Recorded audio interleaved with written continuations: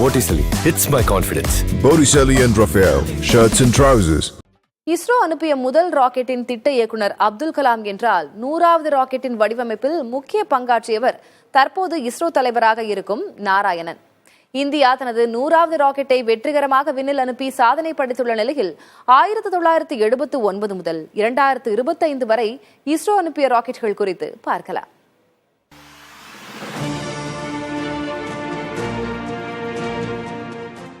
ஆயிரத்து 1980களில் இஸ்ரோவின் பட்ஜெட் 100 கோடிக்கும் குறைவே. தற்போது இஸ்ரோவின் பட்ஜெட் 18,000 கோடியை கடந்துவிட்டது.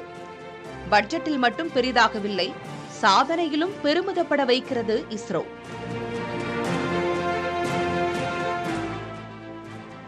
(2008) இந்தியாவின் முதல் நிலவு பயணமான சந்திரயான் 1, முதல் செவ்வாய் பயணமான 2013 மங்கள்யான்,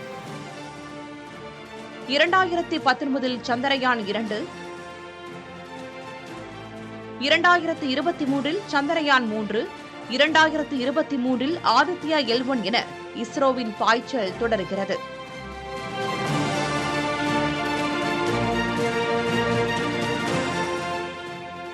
ஆயிரத்து 1979 ஆகஸ்ட் 10 தற்போது இருக்கும் தொலைத்தொடர்பு சாதனங்கள் எதுவும் சாமானிய மக்களிடம் அறிமுகமாகாத காலம்.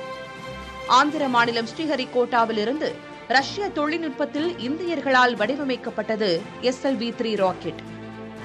அதுவரை இந்தியா வடிவமைத்த செயற்கைக்கோளை சோவியத் யூனியனே அனுப்பியது. அதற்கு மாற்றாக இந்தியர்கள் உருவாக்கிய முதல் செயற்கைக்கோள் திட்டத்தின் இயக்குநராக இருந்தவர் முன்னாள் குடியரசுத் தலைவர் அப்துல் கலாம். முதல் படியிலேயே வெற்றிகள் வசமாவதில்லை. SLV-3 ராக்கெட் விண்ணில் பாய்ந்த தருணத்தில் அதில் ஏற்பட்ட தொழில்நுட்ப கோளாறால் திட்டம் தோல்வியடைந்தது. ஆனால் அடுத்த ஆண்டு தொழில்நுட்ப கோளாறு சரி செய்யப்பட்டு SLV வகை ராக்கெட் வெற்றிகரமாக செயற்கைக்கோளை நிலைநிறுத்தியது. 1994 ஆண்டு முதல் இந்தியாவின் வெற்றிகரமான ராக்கெட்டான PSLV-யும் 2001 ஆண்டு GSLV ராக்கெட்டும் இந்தியாவின் செலுத்து வாகனங்களாக இருந்தன. இந்த 46 ஆண்டுகளில் இந்தியா அனுப்பிய 100 ராக்கெட் மூலமாக 548 செயற்கைக்கோள்கள் விண்ணில் அனுப்பப்பட்டுள்ளதாக தெரிவிக்கிறார் இஸ்ரோ தலைவர் நாராயணன். இந்த 2 வருஷத்துல நிறைய ஒர்க் இருக்கு. இப்போ இந்த புதுசா அப்ரூவ் பண்ண ப்ராஜெக்ட் எல்லாம் ஆக்சலரேட் பண்ணணும். இந்த நேவிக் சேட்டலைட் என்ன ஒரு 3-4 சேட்டலைட் அனுப்ப வேண்டியிருக்கு, அது செய்யணும். ஆட்களை அனுப்பக்கூடிய அந்த ப்ரோக்ராம் இருக்கு, அதுக்கு ஒர்க் பண்ணணும். அடுத்த ஜெனரேஷன் ராக்கெட் டெவலப்மெண்ட்ல ஒர்க் பண்ணணும். நிறைய ப்ரோக்ராம் இருக்கு. கவர்மெண்ட் எந்த அளவுக்கு சப்போர்ட் பண்ணுது science programme? Full support, 100% support. 1979 முதல் 1983 காலகட்டத்தில் SLV வகை ராக்கெட் 4 திட்டங்களுக்கு பயன்படுத்தப்பட்டன. ASLV இந்தியாவின் விண்வெளி ஆராய்ச்சியில் இடைநிலை முன்னேற்றமாக 1987 முதல் 1994 இடையே 4 திட்டங்களுக்கு பயன்படுத்தப்பட்டன. PSLV இந்தியாவின் மிகவும் நம்பகமான ஏவுகணை. இதன் மூலம் 62 மிஷன்கள் வெற்றிகரமாக செயல்படுத்தப்பட்டுள்ளன.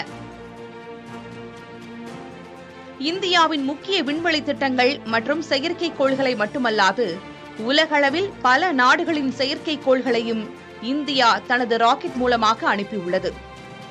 100வது ராக்கெட் என்கிற வரலாற்று சாதனையை இந்தியா படைத்திருக்கும் நிலையில் வரும் காலத்தில் மறுபயன்பாட்டு ராக்கெட், மனிதர்களை விண்ணிற்கு சுமந்து செல்லும் சிறப்பு ராக்கெட் போன்றவற்றை இஸ்ரோ உருவாக்கி வருகிறது.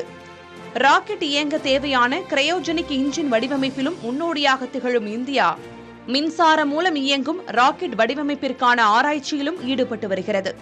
அறிவியலின் வளர்ச்சியை விண்வெளி வரை கொண்டு சென்றுள்ள இஸ்ரோ மேலும் பல ஆராய்ச்சிகளை தொடர்ந்து கொண்டிருக்கிறது. புதிய தலைமுறைக்காக ஒளிப்பதிவாளர் சதீஷ்குமாருடன் செய்தியாளர் பாலவெற்றிவேல், நவநீத கிருஷ்ணன்.